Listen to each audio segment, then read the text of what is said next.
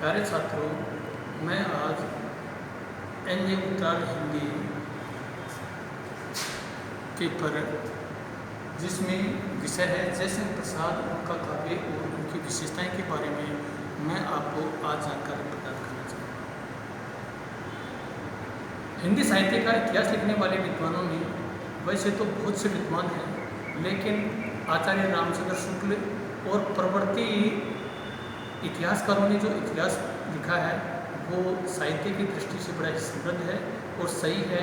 मैं आचार्य रामचंद्र शुक्ल द्वारा किए गए काल विभाजन को इस प्रकार से बता रहा हूँ कि आचार्य रामचंद्र शुक्ल ने पहले यानी वीरगाथा काल पहला काल माना और इस काल का समय इन्होंने 1050 संवत से 1375 विक्रम संवत तक माना। और जो दूसरा काल था उन्होंने इसका नाम दिया था, वैसे तो उसको मध्यकाल बोलते हैं, लेकिन मध्यकाल के अंतर्गत भी इन्होंने इसका नाम भक्तिकाल रखा और इसका समय भी आचार्य रामचंद्र शुक्ल ने 1375 विक्रम संवत से लेकर के 1700 विक्रम संवत तक माना। और इसी के अंतर्गत तीसरा काल आता है रीतिकाल। तो रीतिकाल का समय भी आचार्य रामचंद्र शुक्ल ने 1700 संवत से लेकर के 1900 विक्रम संवत तक माना। और चौथा काल इन्होंने आधुनिक काल नाम दिया, जिस पुनर्जागरण काल, जिसका समय इन्होंने विक्रम संवत 1900 से लेकर के 1927 जब उनका देहांत हो गया था तब उनको इसका काल विभाजन किया था। तो आधुनिक काल इसको भी आचार्य रामचंद्र शुक्ल ने सन 1843 से 1900 ईस्वी तक जो काल माना, इस काल का नाम इन्होंने दिया था भारतेंदु युग। और दूसरा काल था भारतेंदु के बाद इन्होंने इसका नाम दिया था वेदी युग। और वेदी युग के बाद भी इन्होंने तीसरा जो काल दिया उसका नाम था तृतीय युग। तो तृतीय युग में यानी इन्होंने इनका कोई नाम नहीं दिया था और 1927 में इनकी मृत्यु हो गई थी। तो मैं इनके बारे में आज जयसिंह प्रसाद, जो कि आधुनिक काल में बड़े ही महत्वपूर्ण गद्यकार और पद्यकार दोनों ही रूप में चर्चित हुए हैं, तो मैं जयसिंह प्रसाद के बारे में जो छायावाद के जनक भी माने जाते हैं और छायावाद के आधार स्तंभ भी माने जाते हैं, इसके बारे में जो उनका काव्य है और उनकी विशेषताएं हैं उनके बारे में प्यारे छात्रों में आज आपको जानकारी प्रदान करना चाहूँगा। जैसे कि विद्वानों ने कहा है और पाठ्य पुस्तकों में ये देखने को मिला है कि 1889 में काशी के शाही सुमनी घराने में जयसिंह प्रसाद का जन्म हुआ था। और कहते हैं कि बचपन में जयसिंह प्रसाद को दुकान पर बैठना पड़ता था और दुकान पर बैठे बैठे ही वे कविताएं और गद्य लिखा करते थे। प्रारंभ में उनके गद्य और उनकी रचनाओं की प्रशंसा नहीं हुई तो उन्होंने एक पत्रिका निकाली थी उनके भांजे अंबिकादत्त व्यास ने। तो उनके भांजे में जब उनके भांजे की पत्रिका में उनके लेख छपते थे तो उनके लेखों की बड़ी प्रशंसा होने लगी। और उसके बड़े भाई जो शंभु रतन थे उन्होंने भी उसको कह दिया था कि तू साहित्य रचनाएं कर और दुकान का काम मैं संभालूंगा।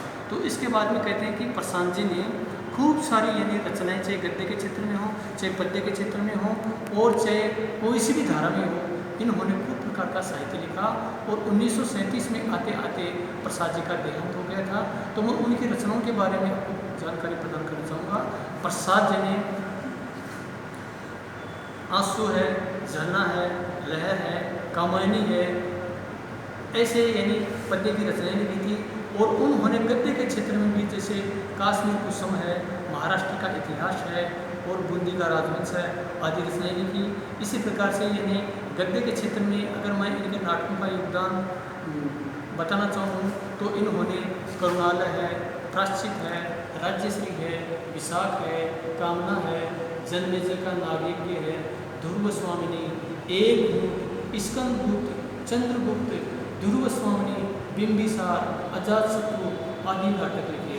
और इन्होंने इन नाटकों में यानी इन्होंने ये बताया कि प्राचीन काल में हमारा जो देश था वो किस प्रकार से खुश था, समृद्ध था, लेकिन आज हमारे भारत देश की स्थिति क्या हो गई।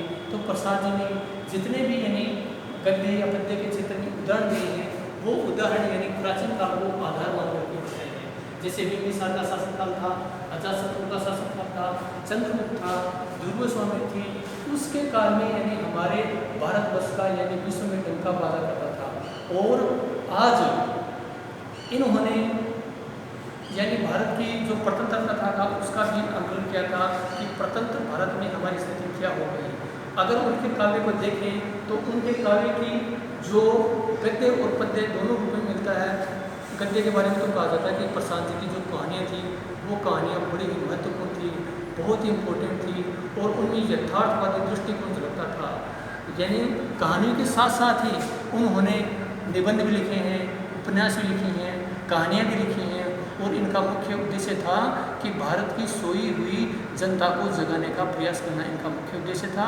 उन्होंने यानी आदर्शवाद के साथ साथ गद्य में यथार्थवाद को भी अपनाया कि हमारी आज स्थिति क्या हो गई। हमारे देश में यानी अंग्रेज़ों ने जो एक व्यापारी के रूप में आए थे और उन्होंने एक छोटा सा केंद्र बनाया था और उस केंद्र के बाद में इन्होंने फोर्ट विलियम कॉलेज, जिसमें यानी अंग्रेज़ों ने अपने साम्राज्य की नींव डाली थी और फोर्ट विलियम के बाद में ये लोग यानी पूरे उत्तरी भारत में, दक्षिण भारत में और पूरे हिंदुस्तान में फैल गए थे। लेकिन ये फैलने के बाद में हमारी स्थिति क्या हो गई, तो इसका आंकलन यानी प्रसाद जी ने अपने रचनाओं में दिया है कि हमारे पास में कुछ भी नहीं था, हमारी स्थिति ऐसी पंगु राष्ट्र के समान हो गई थी।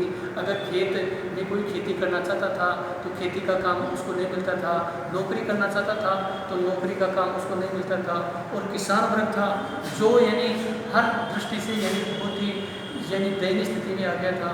और इन्होंने छायावाद यानी में इनके आधार स्तंभ थे, जैसे जयशंकर प्रसाद था, सुविधानंद पंत थी, सूर्यकांत त्रिपाठी निराला था और महादेव वर्मा थे।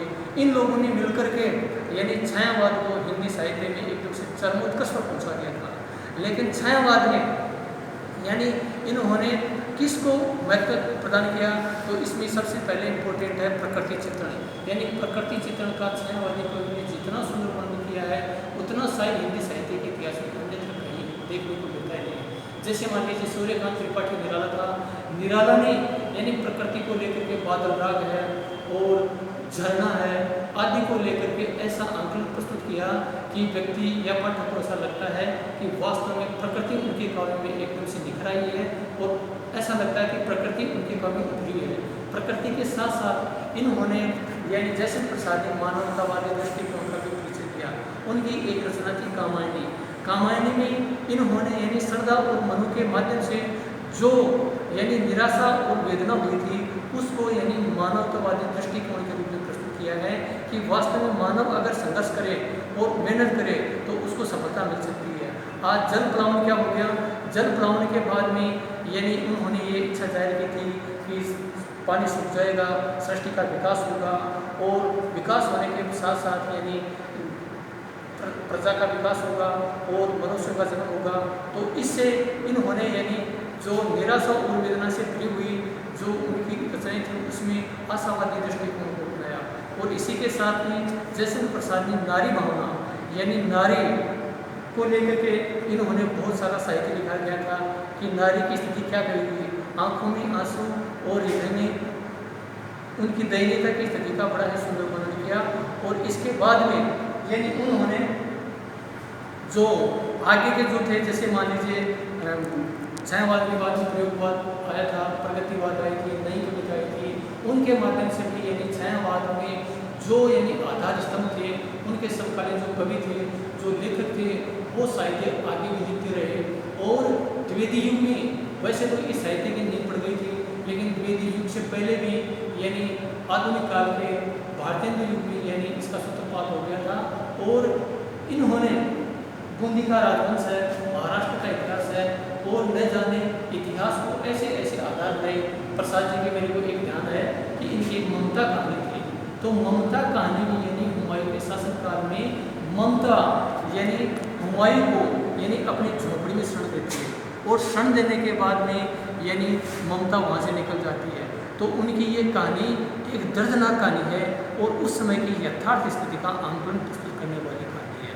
तो इस कहानी के अलावा प्रसाद जी ने यानी कई प्रकार से कहानियाँ लिखी थी, नाटक थे उनके, उपन्यास थे और उनका पद्य साहित्य तो बड़ा ही बहुत ही इम्पोर्टेंट था। और इस साहित्य के साथ साथ इन्होंने यानी कुछ गद्य में आलोचना वगैरह भी लिखी थी। और उनके साथ साथ जयशंकर प्रसाद का यानी हिंदी साहित्य के इतिहास में एक बहुत बड़ा योगदान था। माना जाता है कि आचार्य रामचंद्र शुक्ल और जयशंकर प्रसाद हिंदी साहित्य में नहीं होते तो हम कल्पना कर सकते हैं कि उनका साहित्य हमें आज पढ़ने को नहीं मिलता। लेकिन इनका साहित्य जैसा भी हो वो समृद्ध है, संपुष्ट है और बहुत ही इम्पोर्टेंट है। और मैं आज आपको इस लेक्चर के माध्यम से बताना चाहूँगा कि जयशंकर प्रसाद ने यानी जो सपना देखा था वो सपना यानी उनका पूरा हुआ और उन्होंने ये सोचा था कि हम गरीब जनता, सामान्य जनता, बेरोजगार जनता यानी किस प्रकार से अपना शासनकाल चला, इस शासनकाल में जीवन व्यतीत कर रहे थे। हालांकि 1937 में वो तो मर गए थे, लेकिन 1947 जो उनका मुख्य सपना था भारत आज़ाद होने का, उन्होंने इस सपने को यानी अपनी कविताओं के माध्यम से आशा जगाई थी कि हम आज़ाद होंगे और आज़ाद भारत में आज हमारे को यानी सब कुछ यानी समानता है, स्वतंत्रता है, लेखन है, पढ़ना है, सबकी स्वतंत्रता मिल गई। तो वो जो लोग यानी अंग्रेज थे वो अंग्रेज हमारे ऊपर यानी कितना शोषण कर रहे थे, तो उस शोषण और वेदना का स्पष्ट चित्रण भी यानी जयशंकर प्रसाद ने अपने कवि में किया था। और उन्होंने तो ये आशा जगाई थी कि हमारा जो देश यानी धर्म गुरु है, विश्व गुरु है, लेकिन आज हमारे देश की स्थिति क्या हुई इसका आंकलन यानी जैसे मान लीजिए मैथिली संस्कृत था, राष्ट्रवादी कवि थे, उन्होंने भी ऐसी रचनाएं लिखी थी कि हम कौन थे, क्या होंगे अभी, आओ विचारे आज मिलकर के आज भारतवासी। तो उन्हीं के समानांतर प्रसाद जी ने कहा था, एक पंक्ति मुझे याद आती है कि स्वतंत्रता पुकारती अरुण यह मधुमय देश हमारा, जहाँ पहुँच अनजान से किसको मिलता एक सहारा। इन पंक्तियों के माध्यम से प्रसाद जी ने यही कहना चाहा है कि हमारे भारत की स्थिति क्या हो गई, क्या होने वाली है और भविष्य के प्रति हमारा क्या दृष्टिकोण है। इन दृष्टिकोण के माध्यम से इन्होंने अपना गद्य और पद्य साहित्य लिखा और साहित्य में इन्होंने यह माना कि साहित्य बहुत ही बड़ी शक्ति है, जिसके माध्यम से जिसको आधार बना करके हमारी जनता अगर हमारे पाठक इसको लेकर के अध्ययन करेंगे तो जयशंकर प्रसाद जी का यह मानना था कि हमारा देश बहुत ही आगे विकसित होगा। और इनके जो साहित्य की विशेषताएं थी उन विशेषताओं में यानी पुरातन संस्कृति को आधार मान करके नवीन संस्कृति के प्रति आस्थामय दृष्टिकोण अपनाया और इस दृष्टिकोण के सारे इन्होंने गद्य और पद्य का इतना सार्वभौम चित्रण किया कि शायद कोई कल्पना नहीं कर सकता। हिंदी के अनेक विद्वान हैं, जैसे डॉक्टर राम कुमार वर्मा है, रामविलास शर्मा है, आदि लोगों ने इनके बारे में लिखा कि इन्होंने हिंदी साहित्य में ऐसा बहुत अच्छा और बहुत सुंदर बहुत स्पष्ट लिखा जिसकी शायद कोई कल्पना नहीं कर सकता। प्रकृति चित्रण को लेकर के तो कहा जाता है कि प्रकृति चित्रण यानी छायावादी नहीं बल्कि बहुत ही इम्पोर्टेंट इस काव्य की विशेषता थी। नारी वेदना हो चाहे मानवतावादी दृष्टिकोण हो, इसी साहित्य के अंतर्गत यानी मुझे एक विरह वेदना की कवित्री जो महादेव वर्मा के नाम से जानी जाती है, उनकी एक कविता मुझे ध्यान में आई कि मैं नीर बगी दुख की बदली उमड़ी मिटती कद चल आज चली परिचय इतना इतिहास ही। तो इस प्रकार से उन्होंने यानी नारी की जो वेदना थी उस वेदना को आंसू के सहारे प्रकट किया। और प्रसादी आंसू था, जहर था, आंसू है, झरना है, लहर है, कामायनी है। इसमें इन्होंने नारी वेदना को, प्रकृति चित्रण को, मानवतावादी दृष्टिकोण को आदि को यानी आधार बना करके अपने साहित्य का सृजन किया। और ये साहित्य वास्तव में यानी उनका एक ऐसा साहित्य था जो मैं ये मानना चाहूँगा कि कक्षा 11वीं की किताब से लेकर के 12वीं में, फर्स्ट ईयर में, सेकेंड ईयर में, थर्ड ईयर में, एमए प्रवेश में और एमए फाइनल तक इनका साहित्य चला आ रहा है। और एमए फाइनल में इनका साहित्य तो अलग एक नाम से पेपर ही है कि उनका कामायनी यानी हिंदी साहित्य का सर्वश्रेष्ठ महाकाव्य, और महाकाव्य के जो गुण होने चाहिए इसमें पूरे के पूरे वो गुण विद्यमान हैं। वास्तव में हिंदी का एक बहुत बड़ा महत्वपूर्ण जो काव्य ग्रंथ वो कामायनी बहुत ही अच्छा है। और प्रसाद जी ने छायावाद और उसके काल में यानी बहुत अच्छा साहित्य लिखा था। उस साहित्य की आज हमारे छात्र कोई कल्पना भी नहीं कर सकते। और मैं कहता हूँ कि प्रसाद के काव्य को आधार मान करके अगर हम आगे बढ़ें तो आज हमारा देश, हमारी संस्कृति, हमारा साहित्य बहुत अच्छा प्रोग्रेस कर सकता है। और आज के मैं लेक्चर में इतना ही बताना चाहूँगा कि जयशंकर प्रसाद जो एमए हिंदी के एक पार्ट के रूप में है, तो उस इसको जयशंकर प्रसाद को पढ़ने से पहले उनकी पृष्ठभूमि है, उनका दुकान है, उसका जीवन परिचय, उनकी रचनाएं हैं, उनको अच्छी तरह से आधार मान करके पढ़ना चाहिए। और उनका जो साहित्य था वो बड़ा ही इम्पोर्टेंट है। आज मैं इस लेक्चर में आपको इतने बताना चाहूँगा। धन्यवाद।